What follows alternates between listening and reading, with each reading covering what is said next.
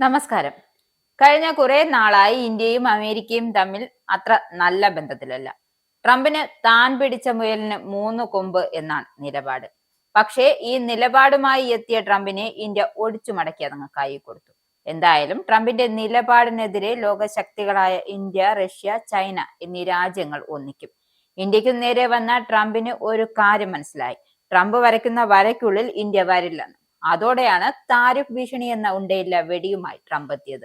അതായത് റഷ്യയിൽ നിന്നും എണ്ണ ഇറക്കുമതി ചെയ്യുന്നതുമായി ബന്ധപ്പെട്ടുള്ള തർക്കത്തിൽ ഇന്ത്യക്കെതിരെ 50% അധിക തീരുവ പ്രഖ്യാപിച്ചത്. എന്നാൽ ഈ തീരുമാനം തന്നെ ഗുരുതര പ്രത്യാഘാതമുണ്ടാക്കുമെന്ന് മുൻ ദേശീയ സുരക്ഷാ ഉപദേഷ്ടാവ് ജോൺ ബോൾട്ടൺ വ്യക്തമാക്കുന്നു.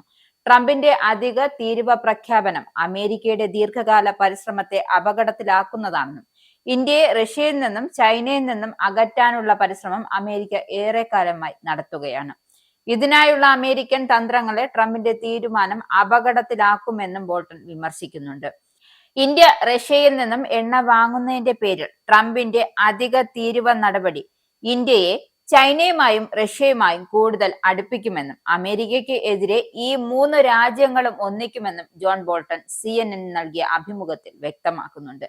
ഈ തീരുമാനം അമേരിക്കയ്ക്ക് ഒരു തരത്തിലും ഗുണം ചെയ്യില്ലെന്നും മാത്രമല്ല, ഏറ്റവും മോശം ഫലം നൽകുമെന്നും ജോൺ ബോൾട്ടൺ വ്യക്തമാക്കുന്നു. റഷ്യയെ ഇന്ത്യയിൽ നിന്നും ചൈനയിൽ നിന്നും അകറ്റാനുള്ള അമേരിക്കയുടെ പതിറ്റാണ്ടുകളായുള്ള ശ്രമത്തെ ട്രംപ് ഇപ്പോൾ അപകടത്തിലാക്കിയിരിക്കുകയാണ്. അതായത് ഈ നടപടിയിലൂടെ ഇന്ത്യയുമായുള്ള ബന്ധം മോശമാക്കാൻ ഇടയാക്കിയത് അമേരിക്കയുടെ പ്രധാനപ്പെട്ട ഒരു ലക്ഷ്യത്തെ ദുർബലപ്പെടുത്തുന്ന നടപടിയായിരുന്നുവെന്നും അദ്ദേഹം പറയുന്നു.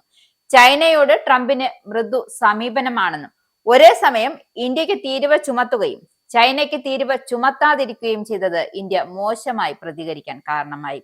ചൈനീസ് പ്രസിഡന്റ് ഷീ ജിൻപിങ്ങുമായി കരാറിൽ ഏർപ്പെടാനുള്ള തിടുക്കത്തിൽ ട്രംപ് അമേരിക്കയുടെ താൽപര്യങ്ങളെ ബലി കഴിച്ചിരിക്കുകയാണ്. ഇതുവഴി റഷ്യയ്ക്ക് അവരുടെ അജണ്ട നടപ്പാക്കാനും അമേരിക്ക ചുമത്തിയ ഉയർന്ന തീരുവയെ ഉപയോഗപ്പെടുത്തുവാനും സാധിക്കുമെന്നും അദ്ദേഹം പറയുന്നു.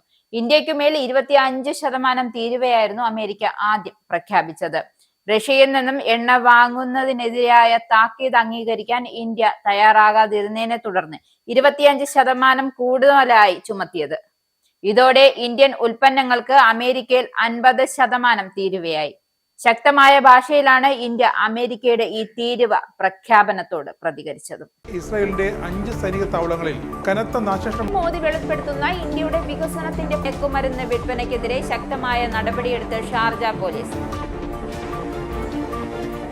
അമേരിക്കയിലെ സാധാരണ മനുഷ്യരോട് കൂടിയാണ് കോൺഗ്രസിനുള്ളിൽ പങ്കുവയ്ക്കാൻ ഓപ്പറേഷൻ സിന്ദൂറിൽ ഉപയോഗിച്ച